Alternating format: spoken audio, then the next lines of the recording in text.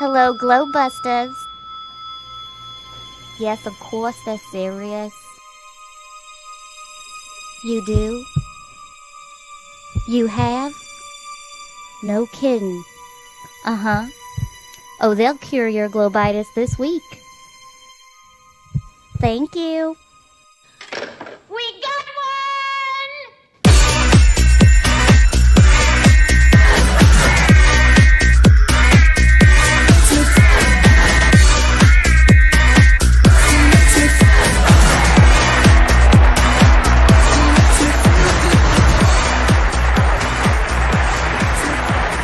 Ladies and gentlemen, it's the Globebusters.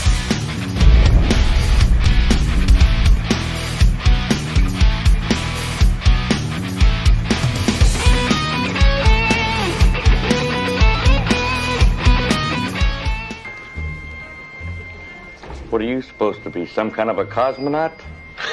No, we're exterminators. And now, here's your host.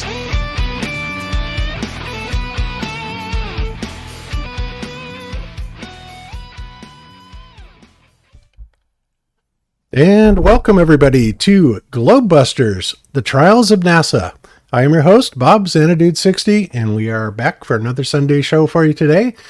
Got a few interesting things to talk about today and a couple of miniature presentations. I think you're going to find a couple of them kind of funny. But, we are dealing with NASA, so we absolutely kind of have to go into that territory once in a while because they are such a cartoon agency. It is absolutely amazing. So, okay, let's go ahead and get right into it. I'll go ahead and introduce the panel, and then we'll just start on the show. First up, as always, is Jeran from Jeranism. How you doing today, Jeran? Doing great, Bob. Happy to be here. Looking forward to another great show. Awesome sauce. Very cool. Okay, and next up we have Austin from Wits It Gets It. How you doing today, Austin? Doing good. Outside of LA, and still pretty beautiful weather here, so can't complain, and glad to be here as always.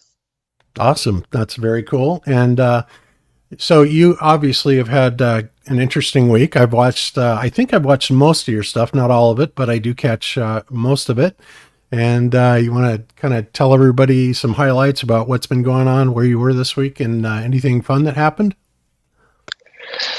Sure, yeah, we went to Santa Monica Pier, and there were tons of people there. We actually did some activism I can't do on YouTube, but I have it recorded. Super funny, people getting triggered. So I should have like some really good edited videos that I have to put it up on something other than YouTube. But Santa Monica Pier activism was pretty cool. Good turnout. Lots of people gathered around. Then we did Hollywood Boulevard again yesterday.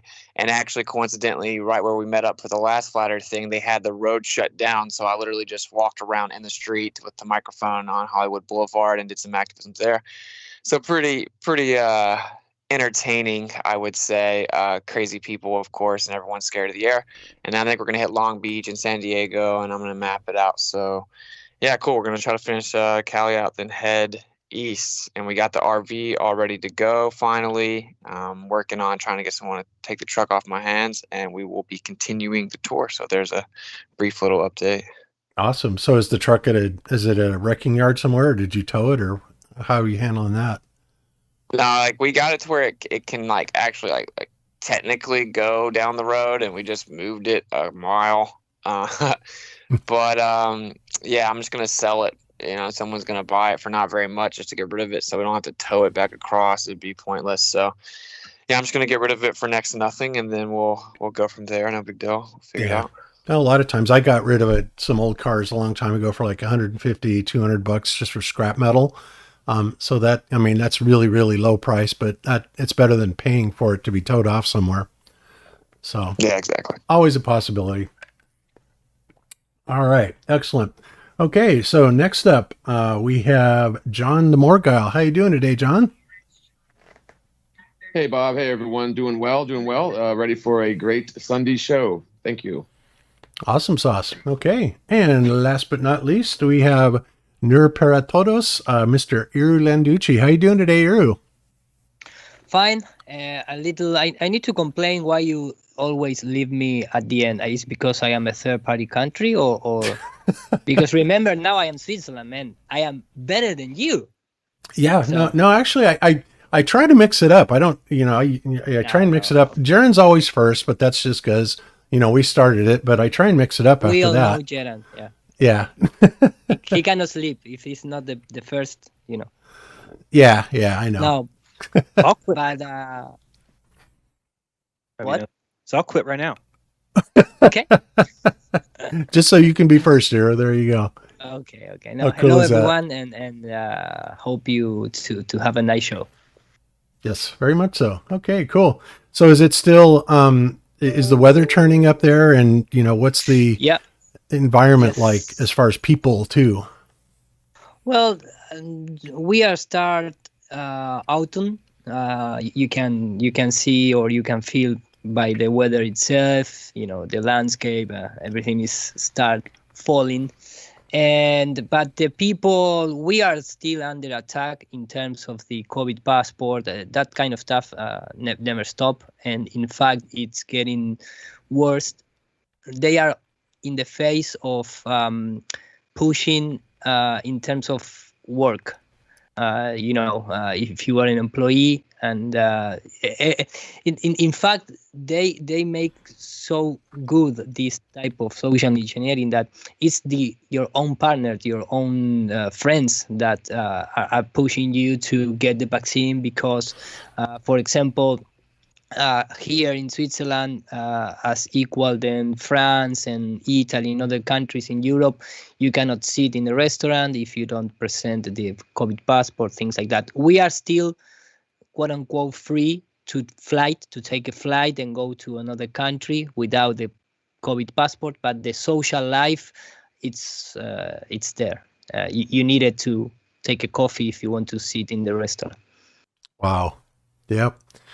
Well, who knows? I don't. They're making all kinds of pushes, and we'll talk about that more when we get to the Rockfin part of the show. But it's just interesting. It almost seems like there's a bit of a bump in the road, a delay, which I don't know if that's a good thing or not. But there's also some really weird stuff that's happening as well that I'm a little concerned about. But like I said, we'll talk about that during the Rockfin portion of the show. But at least for right now, you're okay, and I'm glad to hear that.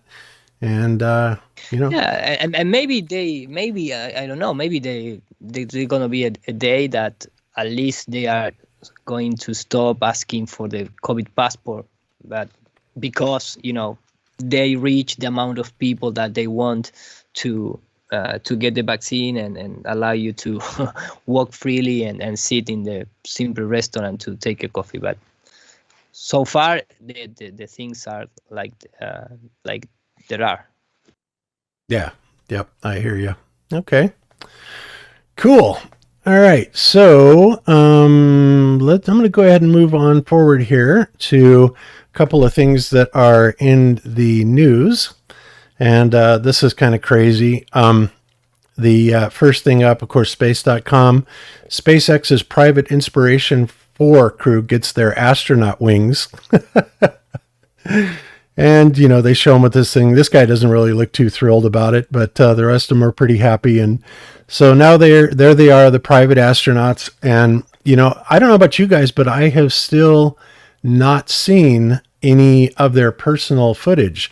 And I had actually heard at one point that for some reason they were refusing to release it. And I don't know if that's true or not, but have you guys seen any of their personal footage or anything like that? Nope. Yeah, it's crazy. You'd think that they would want to be putting that out there all over the place. And it's weird because they're up there for what was it, 3 days, something like that. So if they're up there for 3 days, I mean, they should have seen some really, really amazing stuff.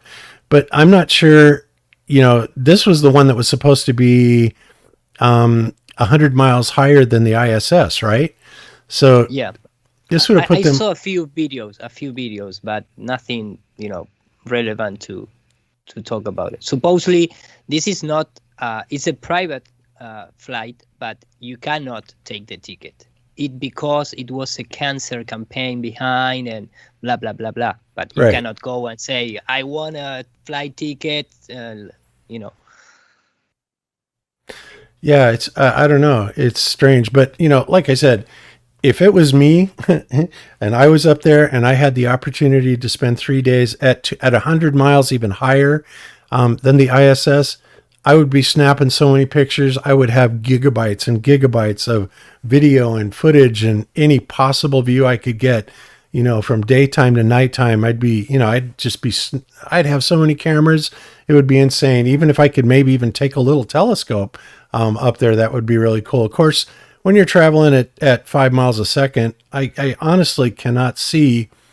That might be a little bit difficult to keep things in the viewfinder, right?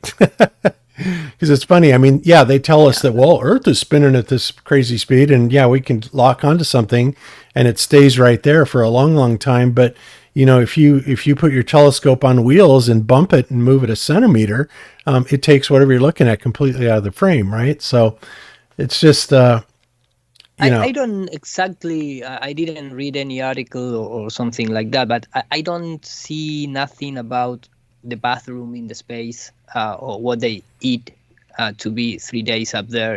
The commodities, if you want to see in that way. I didn't see anything like how they sleep and things like that. Yeah. Well, I assume that they have, right? But I didn't see any video like a mini tour showing how they live 3 days in orbit. Yeah, exactly. Well, the only thing that I've seen is like this right here. We can actually play this, and this is like lame as hell, but let's go ahead and play this, and I'll show you what I mean. Oh my gosh. Oh my gosh.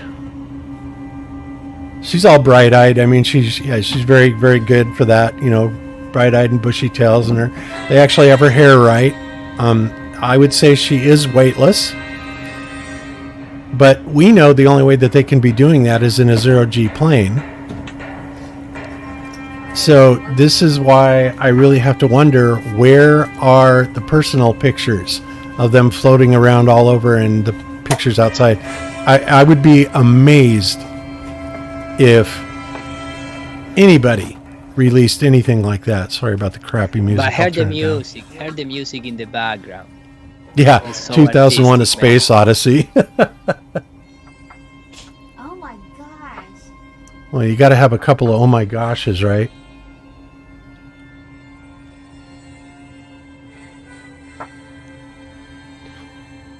Three days in space. So what did they do? You would think, and what did they just sit there and read? They reincarnate, because the 3 days, come on guys, is so symbolic. I mean, they go to the heaven 3 days and then go back to the earth, like it's right, be born after a resurrection, being resurrected. I gotcha. Yeah, I mean, I get it. It's just crazy. So again, where in the hell are these pictures? And if they do come out with these pictures, I mean, I'm taking bets. Any of you want to bet that we don't get a single picture out of these? Or if we do, it'll be pretty much like this, the standard canned NASA, type of footage where you're looking at a rocket engine, or just, looking down on Earth with no land features or anything like that. Pretty much like exactly what they just showed here. But you guys think that, or maybe they're going to surprise us and come out with some old new CGI. I don't know, but if I had my iPhone pulled out in space, as soon as I got back, I'd be on the gram, bro. Why didn't he post this video on Twitter or on the gram? That's what you would do. Exactly. That's what anybody would do. I mean, it would be the most amazing thing, especially being 100 miles higher than the ISS. It's like, holy cow. I mean, that would be a fabulous, and theoretically I would think that you might even be able to see a little curvature from up there, but, they still resort back to the old fisheye and the circular type of stuff. Let's go back here to this. Let me mute it so we don't have to listen to it. But, I just don't think we're going to get anything else besides that. And not only that, we're looking at her smiling. That's great. And, seeing them peering outside, but this is terrible, absolutely terrible for PR. I don't know what the heck they were thinking. And then I'm not even sure what's going on with this. This, obviously, she's demonstrating that they're weightless, because she's pulling this thing out of her purse, which I have no idea. It looks like a bunch of trash bags or something stuck together. I don't even know what that is. No clue. Maybe it's for drying the tears, because she's so impressed, because everything is related to this God perspective that is going to change completely your life, and how you are going to react once you are back on Earth. Everything is change your life. Now you're gonna be a better person. You're gonna be more comprehensive with your neighborhood. Everything is that idea that we need to send politics into space to have that view, and then they're going to realize that we are all one. Blah, blah, Yeah. blah. Yeah, and imagine if you can see the ISS as well as you can see it from here. I wonder, you would have thought that at some point they would have been able to be within visual range of the ISS, right? I mean, hey, we can see it from the ground from 3,000 miles away, right? So being 100 miles away from it, on a different elevation level, granted, but I would imagine their other paths, their other axes had to be somewhat close. And, this time you would have the ISS reflecting the sun, back at them, right? It's on the daytime side. So they should be able to actually see that.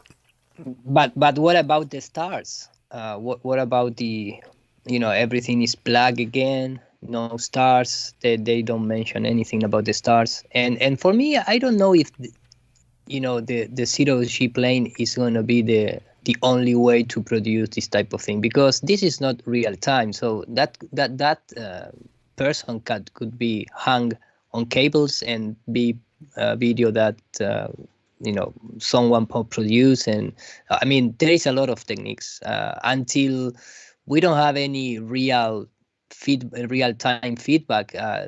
This type of short clips, they can make it as all Hollywood style. They can use whatever they want to produce this. Yeah, absolutely. Well, the only thing, when I was looking at her hair, obviously it looks like, when you look at the behavior of her hair, she doesn't have that typical NASA, I've hairsprayed my hair straight up in the air type of look. That actually looks like she might be in a zero G environment, obviously a vomit comet. And if it isn't, it's pretty damn good CGI, because I really think that she's in a zero G environment there. But as you say, they've got an arsenal of techniques to be able to do this. I just, if they're that high, then you can't be doing a vomit comet type of maneuver, not at 350 miles up. So this technically would indicate that they would have to be as weightless as the ISS is. And they're traveling, of course, the exact same mile per hour or very, very close to it, 5 miles a second, which I guess I don't know enough about orbital mechanics to understand why another 100 miles an hour or 100 miles up would essentially net the same, forward velocity on these things. So it just doesn't make any sense to me. And honestly, if they don't, they're going to have to, if they don't come out with pictures and all this stuff, they're going to have one incredible reason, right? I mean, it's like, why would they do that? Why would they completely refuse to do that? So I'm anxious to see it, and the world is, right? Because this is, astronauts, and they had 3 days, 100 miles higher. We should be seeing all kinds of new stuff up there, So I don't even know what to think. But all right. But whatever. All right. So let's go ahead and move on to the next news item.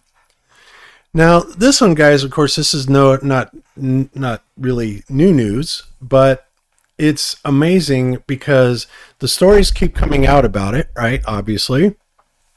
And they're saying NASA new spacesuits are delayed, making even now 2024 moon landing not feasible. Okay. Because they were supposed to go this year, right? And then it's like, oh, nope, not until 2024. And now because the spacesuits aren't ready, that's not ready. And the crazy thing about this is if you look at this article, wait. No, that's not it. Where is it?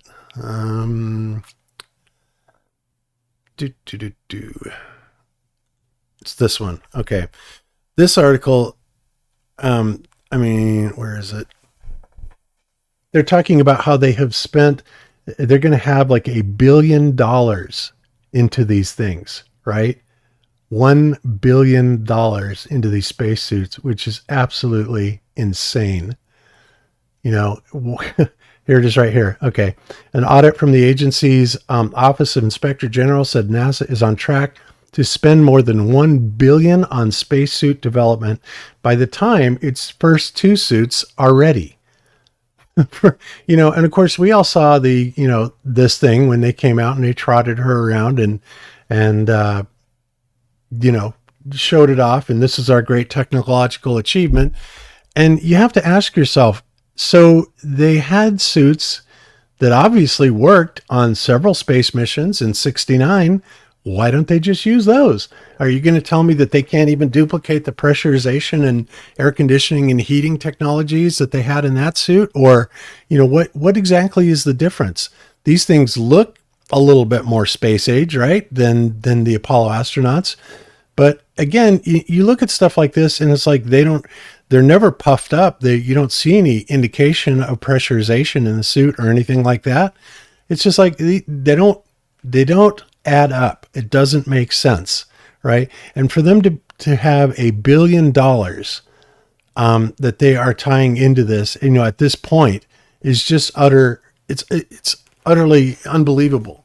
And I don't know why people let them get away with this. $1 billion for a spacesuit that, the whole mission didn't cost that much, or did it in 69? Do we know what the mission cost in 69 for the whole Apollo mission?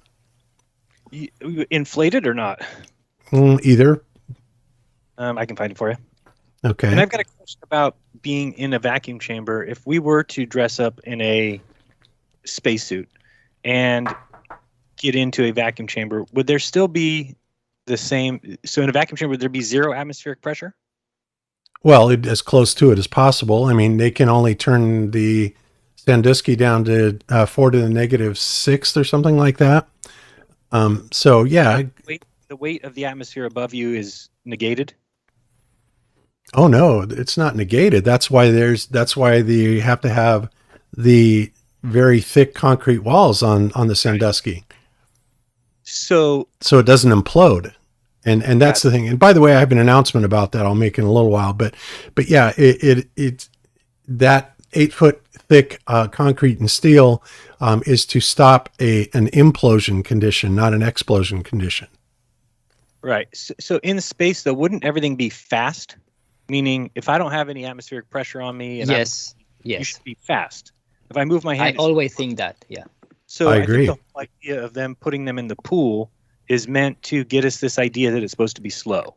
Because when we see a spacewalk, they're very slow, and they've got to reach over here and grab this, and they've got to move over here, and we get, it's slow in space, when it should be the opposite. The person should be able to be moving extremely fast. Well, either that or they're trying to accentuate that you shouldn't make any sudden moves up there. Of course, I don't know why not, but you are traveling at 10 times the speed of a bullet, right? Boy, yeah. It says 25.4 billion would be the adjusted price. Oh, okay. So there's a lot more the than entire Apollo mission. That's crazy. But God, $1 billion. I cannot even fathom that.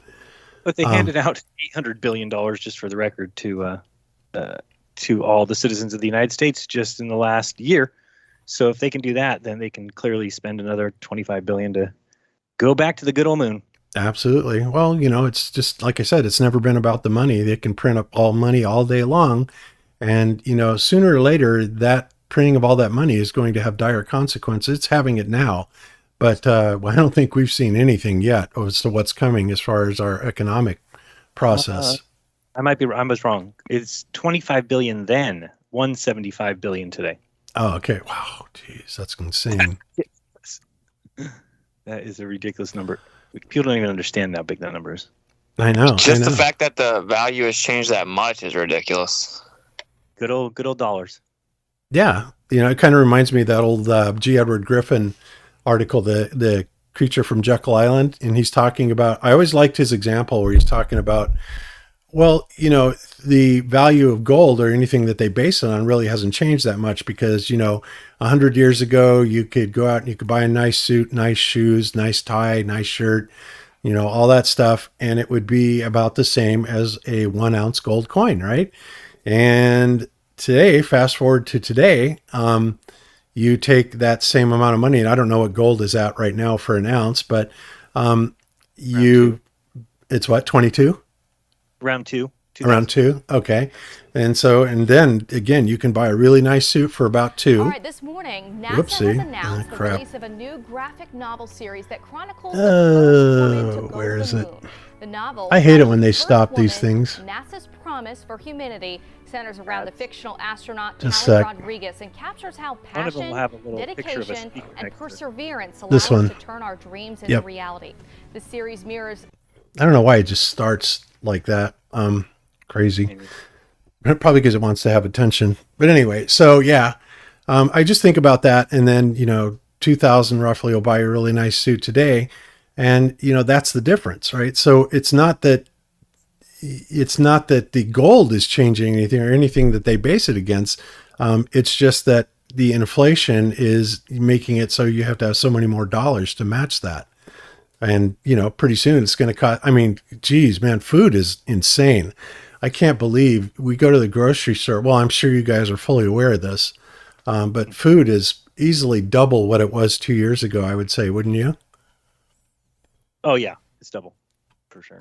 Yeah. Get this. So I'm doing a little math on here. I found the price of the spacesuit. So you said how much do they say it's going to cost to do the spacesuits? $1 billion before they're done. With what? One? For 2. For 2.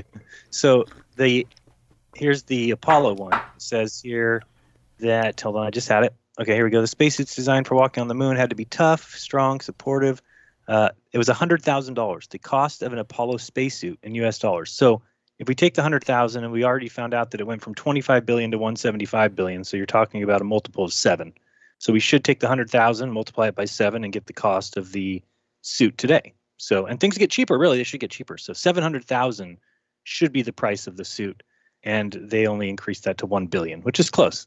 They came close to 1 million. I think they were referring to the development of it. So they started from scratch, cleared the drawing board, and designed all new spacesuits. I think that's what they mean, the cost of development, not just the materials or whatever, right? I don't know. This is it's like the boogie rover. The boogeyman? No, the boogie, we call the boogie, sorry, because that is a type of car. The rover, the rover in the car that they sent to the moon. If you look the price. Oh, the rover. The rover, rover. Sorry for my pronunciation, guys.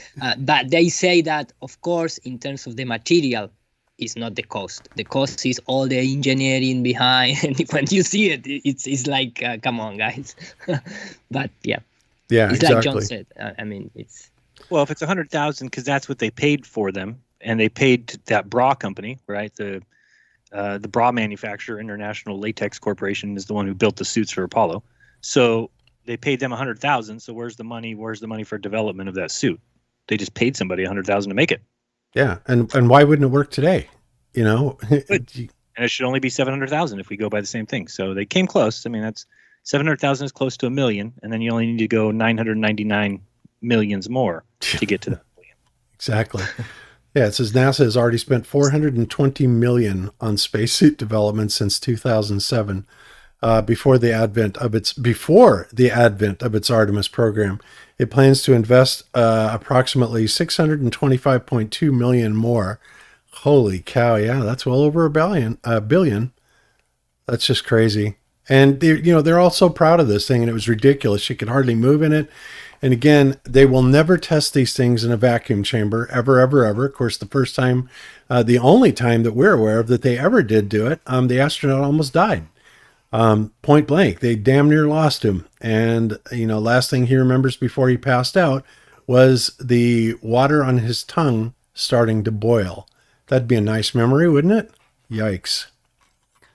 So, yeah, pretty crazy stuff. And it just, NASA is, and that's why, you know, things are heating up, and not just for NASA, but in every corner, because, you know, like I said a long time ago, we may be expediting our own demise by, you know, pointing this out so much, but really they cannot continue to go on, or at least I wouldn't think they could continue to go on. I wouldn't have thought, you know, at the time that they could have ever gone on for 60 years, you know, 50 or 60 years like they have now, without ever accomplishing anything significant at all, you know.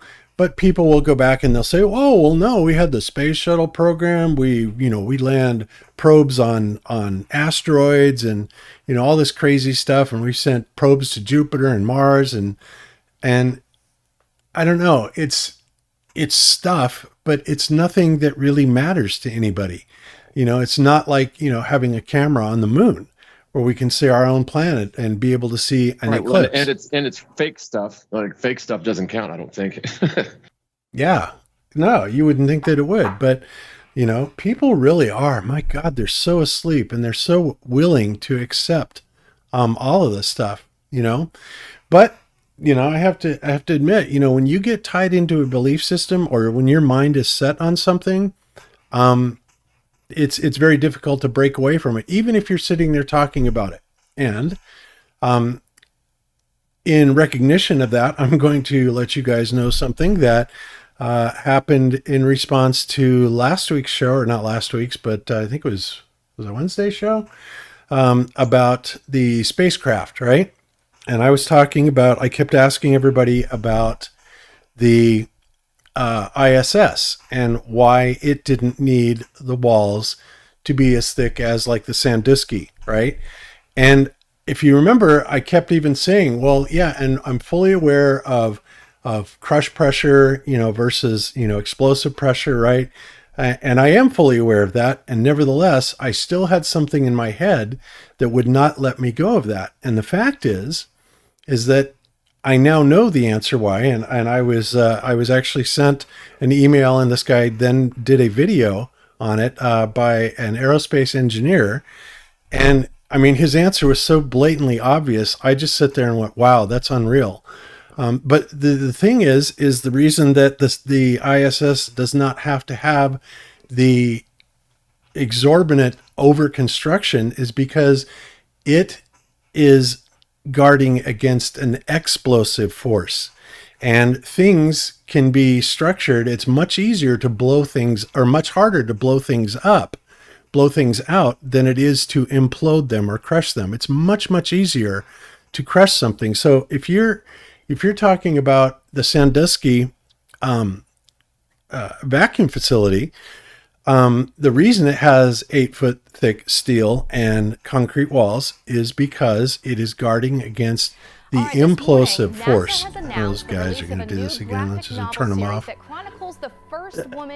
There it is.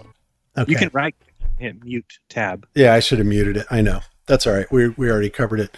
So basically, I'm going to withdraw that argument. Now I'm not withdrawing it completely, guys, because obviously there are still huge issues with pressure and vacuum, you know, differentials. Okay.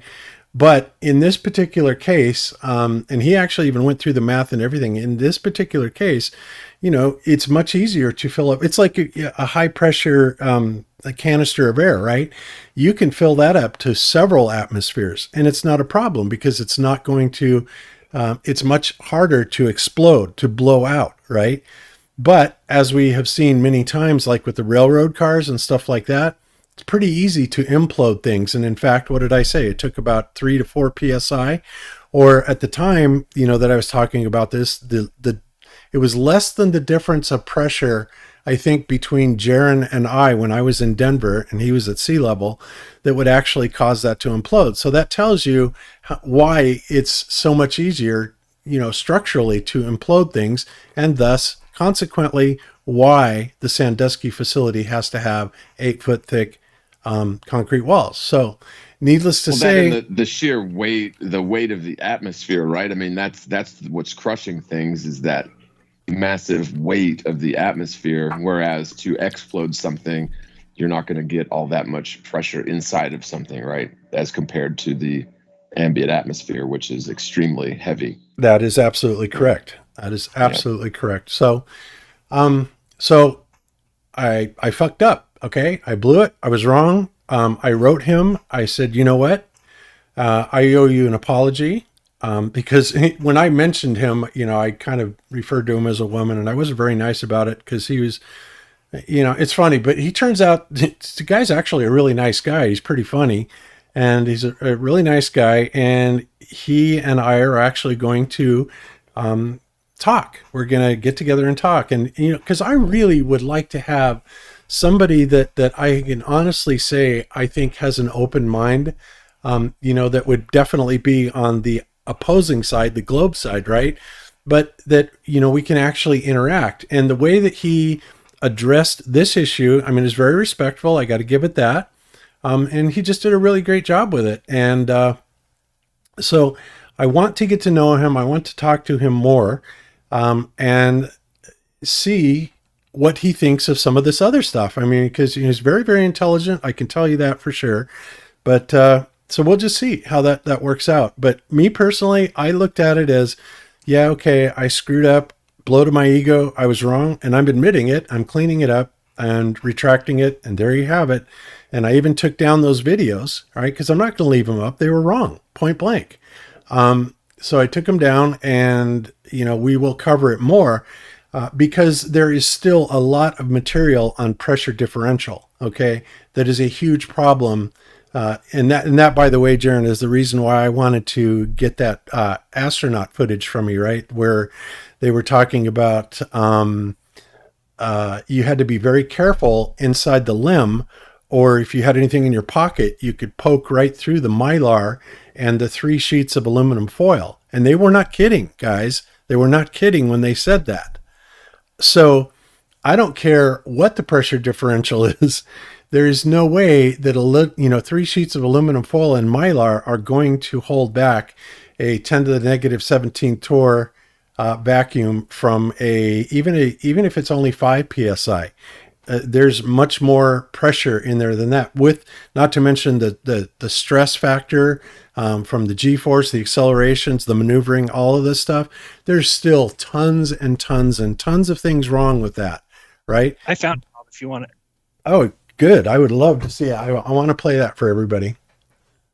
Okay. Let me see if I need to play it or if I can find it on YouTube. Give me 1 second. Okay. Because I have it just says NASA Dock to the Moon Part 2. Let me see if it shows up here. Give me 1 second. Okay. No problems. So, yeah, I mean, I wasn't happy about being wrong, but, and I was definitely wrong. There's no doubt about it, guys. I mean, there is a very good reason why the Sandusky is the way that it is. But what's ironic, and like I said, in view of that, in knowing exactly how I felt about that and how freaking cocksure I was about it, I really had to stop and back off and look at a lot of different things, right? And, you know, I'm happy to report that, yeah, I'm still a flat earther, no problem there.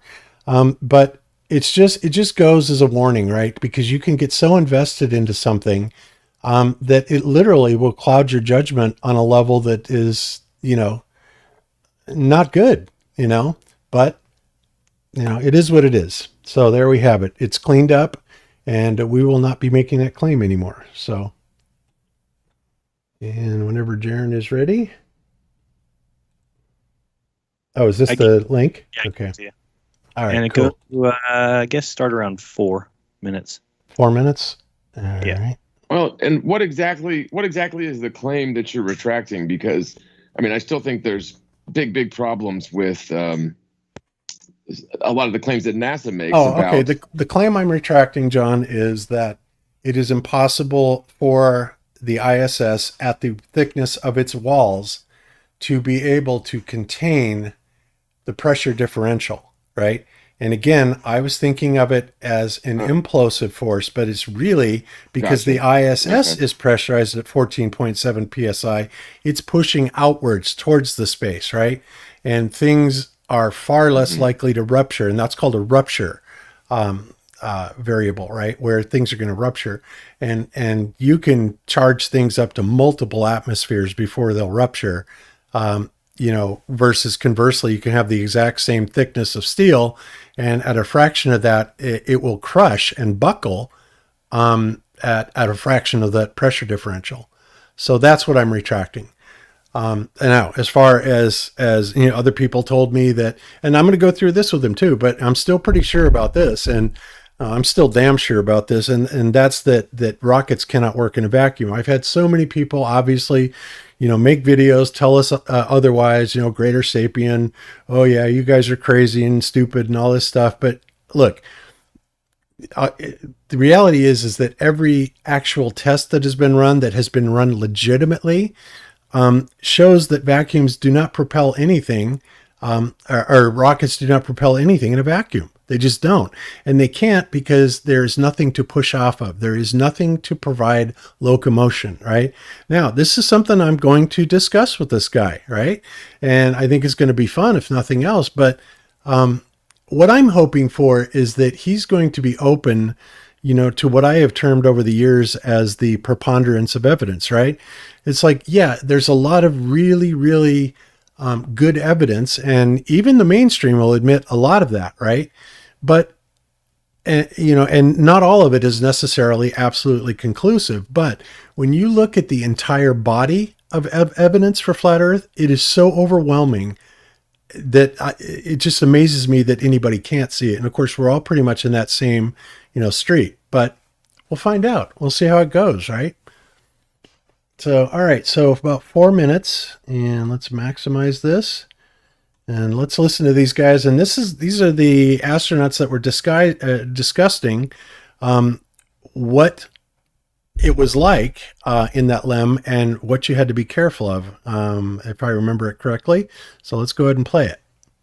In Earth's atmosphere. So aerodynamics are not a problem.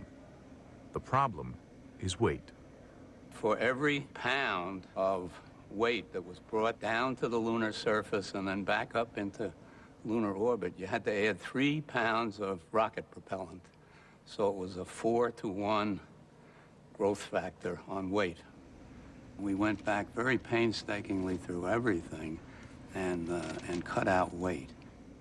For example, the skin, the aluminum alloy skin of the crew compartment was about 12 thousandths of an inch thick. That's equivalent to about 3 layers of Reynolds wrap that you would use in the kitchen. 12 thousandths of an inch thick, or 3 layers of Reynolds wrap. That is outrageous. And this is what they had the crew cab, surrounded with. So let's continue. And it's pressurized, so it's pushing outward? It would be pressing outwards, yes. And granted, yes, okay, even the foil is going to be much tougher, but 17 thousandths, there's no way. There is no way it's going to do that pressure differential. I don't know. But, again, this is something that I'm going to go through with this guy and, talk about. And, if he agrees, that'll be great. But he may be able to, run it through his calculation and show that it doesn't do that. But let's get real, guys. If you have something that you have to worry about, a semi-sharp object in your pocket that is going to puncture through the outer wall of the spacecraft, that doesn't sound like anything I would want to be flying in, especially in that pressure differential. Because, the slightest leak and you're dead. You're absolutely dead. So there's more to this, I think. Let me continue on with it. Really remember off the top of my head where it was that. Is that it? Well, this is I didn't get this full clip. No, you sent me a little clip, and it was actually a bunch of guys that were talking about it, and they said, and you got to hear this, right? And they played that clip right there, and then there was another one where they talked about, them talking about you couldn't even have anything sharp in your pocket, and you had to worry about penetrating the. I'll find it for you eventually. Yeah. Okay. Yeah, we'll get that. And it's probably in here somewhere, because they probably took it from this. So maybe.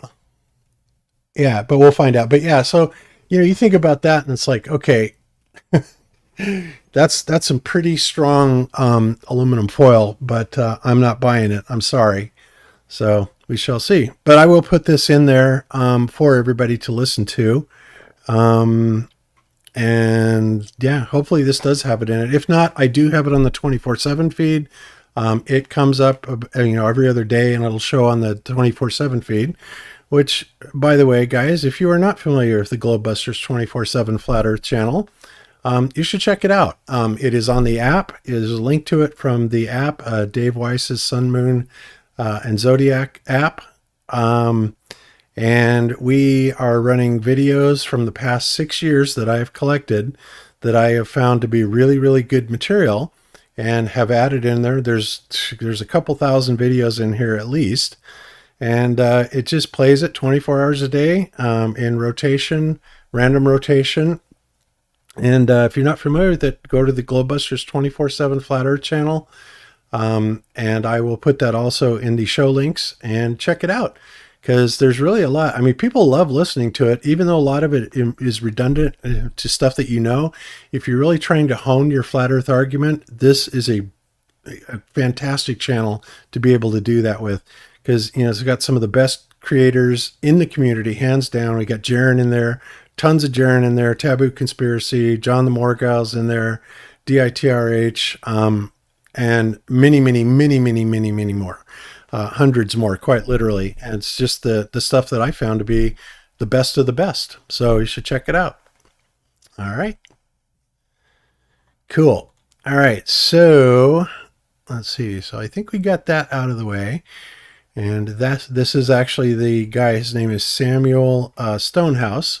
And he's the one that made the video. And like I said, I am truly hoping that Samuel and I can strike up at least a relationship, right?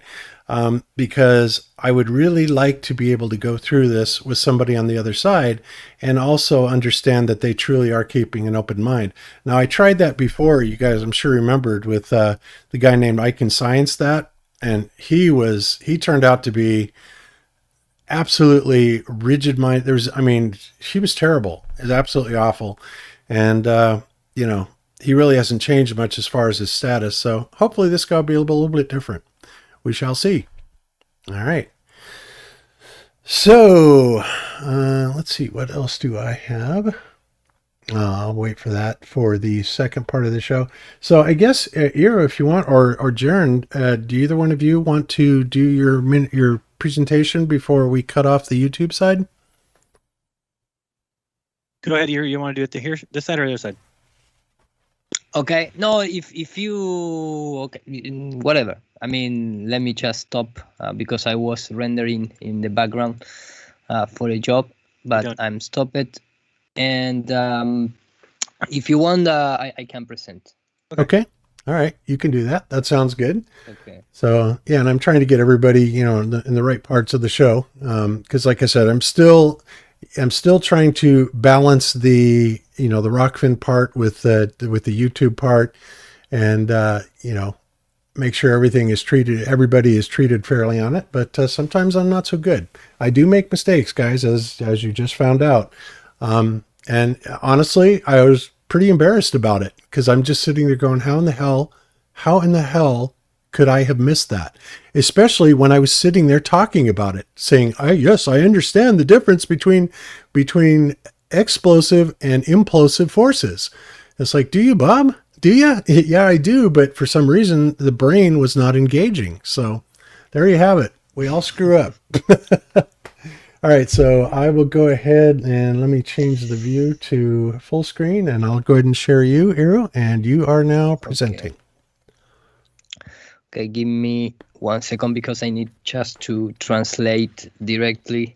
I didn't find this article in English, but I think for what I'm trying to talk about, it's more than enough. But it's related with the our old friend Hubble, that supposedly, because after all, every time that the mainstream science trying to talk about or trying to prove some of the theories that engage the heliocentrism or the relativity or whatever, they need an eye in space, and Hubble is the one to make that task. And it's really funny, and I trying to tell a story. It is going to be a lot of different connection in terms of the information that I like to present. Is my style. Every time that I do my own live streams, I try to do this type of presentation. But the thing is, I remember a long time ago, if you want to use some movie phrase, this talk about, because remember that Guy Consolmagno is the director of the Vatican astronomical telescope and science, and like everyone knows, the Jesuit order is the one with more astronomers in history, and of course all the heliocentric model, all the expansion universe, it came from the Jesuit order. That they are the architects. Every time, at least in my own experience, every time that I have an interview or I participate in different shows and somebody asks me who are behind, who benefit of the lie of a globe Earth versus a flat Earth, you need to go to the source. And who create or who invent the heliocentric model is the Jesuit order. So if you want to have the real answer, maybe you need to ask them. But Guy Consolmagno, which remember that the Jesuits are like missionaries. They have this type of work where they go wherever the cause need and talk and trying to convince people and trying to engage the necessary tools and people and all the connection to the final goal. And for example, in this lecture, which was in the Loyola Marymount University, if you take a look to the title, is Science, Religion, and the Art of Storytelling by the Jesuit Guy Consolmagno. Wow. Yeah, because first of all, if you start to analyze these three words, science, religion, and storytelling. Yeah. They should not be together. They should not be together. Exactly. And especially by a Jesuit. Because it's not just a random character out there, random person, whatever. It's a Jesuit, and not some minor Jesuit. It's the guy who is in charge of the Lucifer telescope, of the astronomical branch in our days in the Vatican. Yeah, what that's like, Hero, is that reminds me of the Bill Gates picture, or the famous Bill Gates picture where he's sitting there next to a stack of books, and one of them is basically how to cheat on statistics or lie about statistics. It's unbelievable. They shove it right in your face. Yes, okay. yes. I think in the same way. But of course, you need to take a really. I am not going to present the 1 hour and a half presentation, but the thing that I just, at least for me, was a very informative. This is the guy. This is Guy Consolmagno. He's talking. Very world shifting to me. They showed. You can hear the audio? Yep, we do. Okay, but I don't care. I just for other video that I need to present. But in this lecture, this guy talks about the importance to keep entertainment the reader in terms of every time that you're going to write a book or write an article or tell story, it's based on science, based on religion, based on whatever you want it, you need to keep entertainment. Of course, you can tell the story in one page, but you need to subdivide every little tiny piece to make 4 volumes or of the same story. I don't know if you understand what I'm trying to say. I think so. The way you're talking about breaking a story down and piecing it up, and yes, yes, that's exactly that is the idea. Now, how we transfer and remember, this is the Jesuit order in nowadays changing the Black Pope. This is the new director of the Jesuit order, which came from Venezuela, and this was the old one. And here you can see the salute.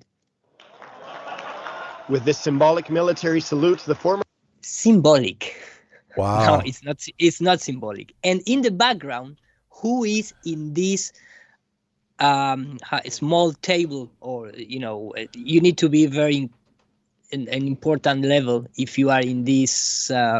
It's not a group of nobodies, right? These are obviously very powerful people. Yes. Yeah. Who is in the background? Superior. Who is that guy? Guy Consolmagno. General of the Guy Consolmagno. Jesuits, Adolfo Nicolas. Oh, there he is. There he is. I just showed this because that guy, the guy that I mentioned before, he's not like a normal Jesuit out there. It's a special one. So bring it back in terms of the breaking, how you need to break the story. For me, at least, every time that I read this type of article, it's what they do. Because, of course, Hubble is not in space. Maybe they use Sophia plane to present some of the information and the telemetrics and all the stuff that they share with the rest of the world. But they create this type of little stories inside a big one, inside a big one, inside a big one. And right now, in nowadays, it's they bombard us constantly, every single hour, with space stories. Yes, like I've never seen before.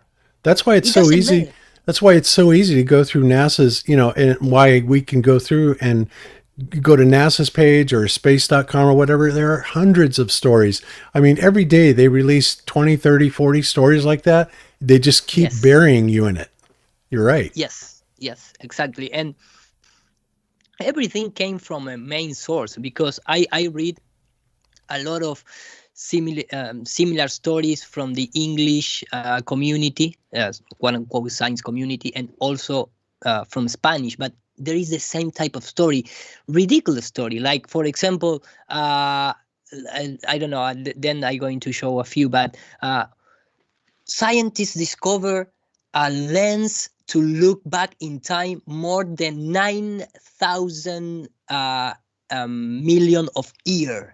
Because Albert Einstein, that type of story, they just make the science became an entertainment type of whatever. But I mean, that is not science. It's this idea. No, it's storytelling. Storytelling.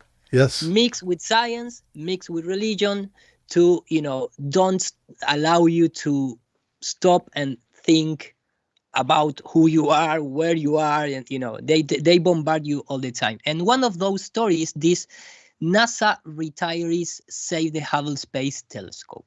Because if you go into the social mechanics, of course, they trying to, first of all, in United States, they have this big sense of the retired people, to be as a guide for the young generations and that type of thing, which is really good. And in other countries, the old people is just like like shit. It's I don't know how to express in English, but the story behind this is that NASA has to turn to former employees for help because a 30-plus-year-old computer on the Hubble telescope suddenly failed, blah, blah, blah. And I believe you already read this story. And in the last, I think, 3 or 4 months, the Hubble telescope was break, quote unquote, because not was break in terms of the infrastructure, but breaks in terms of the software. So now we can bring these old employees and trying to access to the computer and to the brain computer and trying to, whatever. It's completely a bullshit.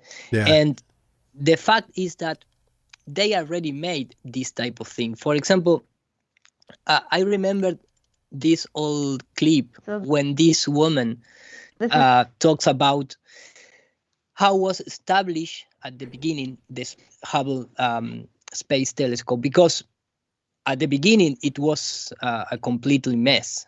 It never works in the first mission. They delay. They start saying that the mirror was, by the shake and the vibration of the launch, the mirror was sometimes not broke, but it was like out of a place. Yeah, it was and completely distorted, and they actually sent it into space like that, and then they had to do that famous spacewalk to get it fixed. Yeah, it's all a big PR story, and I remember it well. Yes. Well, and it's very funny for me because I see this clip. I just skip forward to show all the storytelling behind as a documentary, and they show, of course, this. Let me just Pushed it on. This. They pointed it at some stars, and the images that came back were all fuzzy. Supposedly, this was one of the first images that the Hubble telescope sent to Earth. This supposedly was a point. They point to a star, and this is what it came. Looks exactly like the image they took for the two black holes coming together and creating the gravitational waves 1.3 billion light years away. Yeah. So first of all, and remember that for me, it's not a coincidence, of course, but at the same time that Photoshop was created, also was sent a Hubble Space Telescope to the space. And for me, it's something when they trying to convince that, no, this was the problem, Well, at that time, at least Photoshop has the capability to, just use this filter. Let me just do it quickly because I don't want to. For example, I take a black and white image and I paint just very quickly like this, like a little bit of gray here and a little bit of more dark gray and a point here in the middle like a black. And they have this filter, for example, which is called the mosaic filter. So it's like I'm saying, okay, well, guys, now we have a problem because the telescope is broke, and we need to send a new mission, and it's going to cost to the citizen like billions of dollars. It's insane.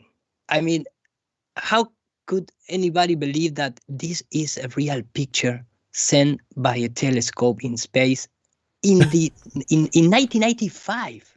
Yeah. Which I don't know what type of internet or communications to send data, to send images. It's just a pixel. It's a pixel block. I mean, yeah. And this is, supposedly it's supposed to be, they start out as analog, right? We're looking at things through the optics, which, are clearly analog. And then, of course, they're scanned at whatever megapixel, resolution they want to get. It then digitizes them. So you get this, right? But one thing I can say is that, if they are, the image that they're scanning is completely out of focus or anything like that, I could see maybe how that would digitize like that. Well, now I can't really see how it would square out like that, just from that. But, I guess we just have to accept their word for it, right? No, of course. And remember, when you think that this type of images is just in the past, well, remember that this was the TRAPPIST solar system presented in 2017. Remember that. This is the first real image of TRAPPIST-1, the new solar system with 7 planets that could be able to have life. Remember this or not? Or do you don't remember the Trappist one? Oh, no, I absolutely remember it. We did a show on it. We did a show on it, yes. So what is this? I mean, the people buy this.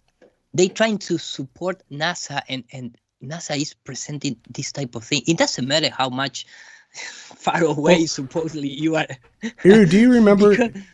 Do you remember the show? And I'm pretty sure it was the Trappist. Was it the Trappist that they were doing the imaging of the two black holes that had come together, right? Except, yes, they had the girl on there that had developed this methodology, and she was talking about how they did it, right? So basically, they said that in order to really be able to see anything that far away, they would need a telescope as big as the entire Earth, right? So yes, obviously, since they can't have a telescope as big as the entire Earth, what they did is they took like 8 or 9 points on these radio telescopes around the world, and they zoomed in on this area, and each one of them got what would be equivalent to like a pixel, right? And so, normally on a low res thing, you'd have like 640 by 480 type of pixels, or something like that. But they were dealing with 8 pixels, 8 to 10 pixels, something like that. And then what they did is to be able to resolve what those black holes look like, which look like the end of a lit cigarette. They basically took those and compared those images to a known database of images of what they thought something like that might look like. And as soon as it came up with, that out of 8 bits out of, billions, what should have been billions, then they come forward confidently and say, oh, here it is. This is what the black holes look like. It's absolutely beyond belief that anybody would believe that. Yeah, completely agree. And also, just for reference, remember that those NASA coincidence, Trappist, it's also a monk's order, which is related with business secret. And I mean, all the time, they are just putting in your face this connection between the storytelling, between science and religion, this type of science, of course. And getting back to the video of Hubble, I remember this is a really funny part, which is where or when the technical stuff. Well, first of all, they create this story and a press conference. Taxpayers' money. It would be dishonest of me to say the mood of the scientist is very happy right now. We're all frustrated, obviously. One instrument where we have a major problem, of course, is the wide field planetary camera. Its prime science is going to be done in the visible portion of the spectrum. We feel right now that there's probably no real science that we can do with the wide field camera at this time. And I'll stop there. But the thing about all these this pressure that the scientists feel, all these thing that, okay, we are all sad, we are not happy, of course we cannot do any type of science. So now again, because what I'm trying to show is that this thing that for me is some type of theater business, it doesn't matter if the scientists know or not know, or if it's part of the theater or not. Maybe that guy is just a random guy who believes what it came from the high in terms of the hierarchy, right? But that type of thing is transferred to real life, because this thing is end in the Congress asking for more money to send a new mission to repair the space telescope. And they still giving us, crap or nothing, because it came from CGI. It came from old analog type of images in the past, and in our days it's just CGI pictures.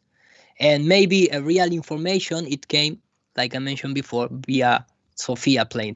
But this for me, look at this. This is a completely fabricated thing, but supposedly it happened in the real life, which this is a pair of scientists and trying to match with NASA nowadays. Every time that they get happy because a spacecraft land on Mars, or that type of mission that all the time party. they are chilling, big party, exactly. But supposedly they are receiving this type of thing. Look at it. Oh. Hey! Right there! It is good for a few things. What? I mean, this is supposedly a And the thing, Ariel, is these guys, just by looking at them and the expression on their faces, they actually believe this is happening. They do.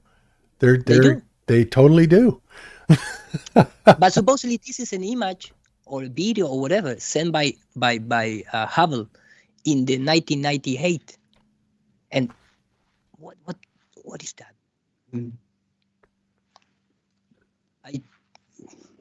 I just think in terms of and this is all the I think you can see better with the telescope and using a regular camera and just make it but the thing is that they keep we have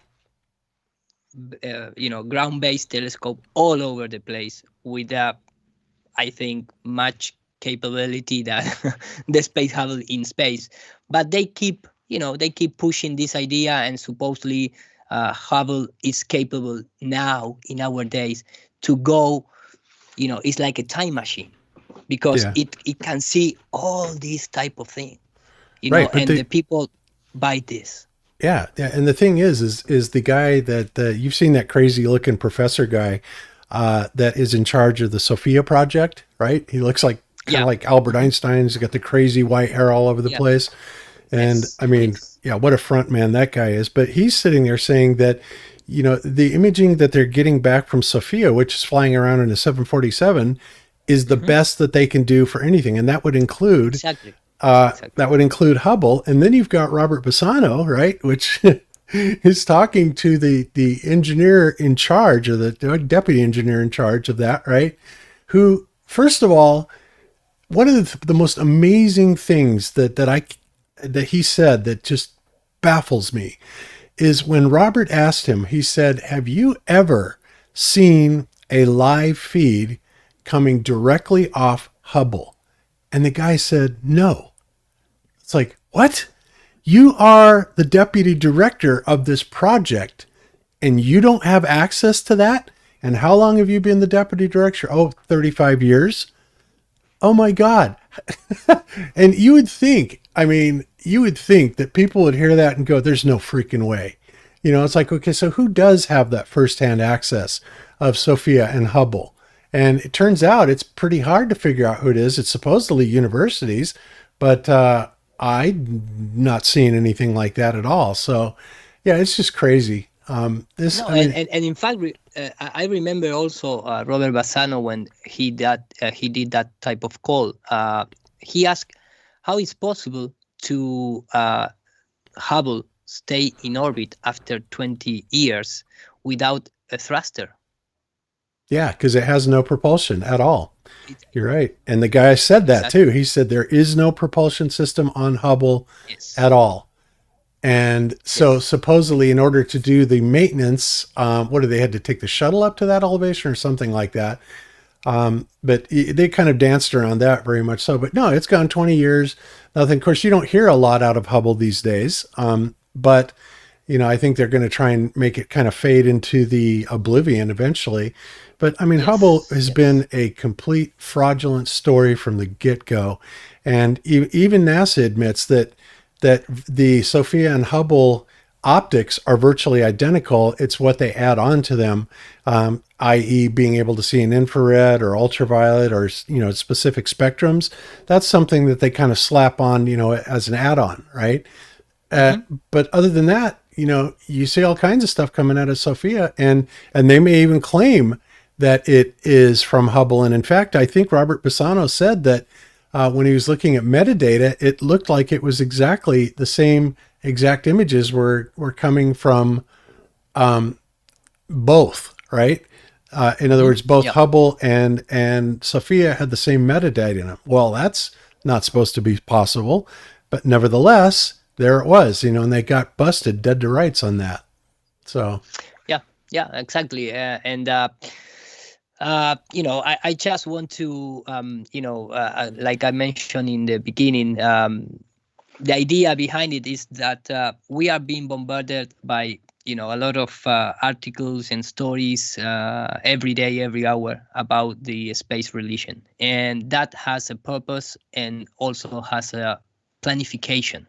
And when I take the time to hear about the hour and a half of that Jesuit, which is the director of the Vatican Observatory, and it has so many matches with our reality in terms of what we receive. Like the information that we receive, like every single day, you're gonna have like hundreds of stories, which doesn't have any sense. It's just to keep you, dizzy in terms of the information. And when you're trying to go a little deeper, NASA always have the same type of thing that supposedly is in space on the ground. And we are still receiving CGI images. We don't have nothing about reality. Everything is based on post-production techniques. Could involve just regular photograph and then composite in terms of analog techniques, or you have directly on CGI. And I need to translate this old video that I made with a friend because it has a lot of things. It's a 20-minute video and it's in the... Okay, but before you do that, I just want to say one thing. And NASA, of course, admits constantly that they're using CGI. And how do they do that? Well, they are very aware of what they're saying. Absolutely 100% aware of what they are saying. And when they call anything an image, right? They don't call it a photograph or a picture because they know damn well it's not a photograph or a picture, right? It is an image and it is fabricated, and they're telling you that constantly. That's all they have to say. Yeah, 2,000 millions in the last 12 years of the Hubble Space Telescope, and this is an old video because look how young this Al Gore is in that video. But to have this kind of unexpected, very large mistake take place. The Hubble team was still repairing the reputation of the telescope.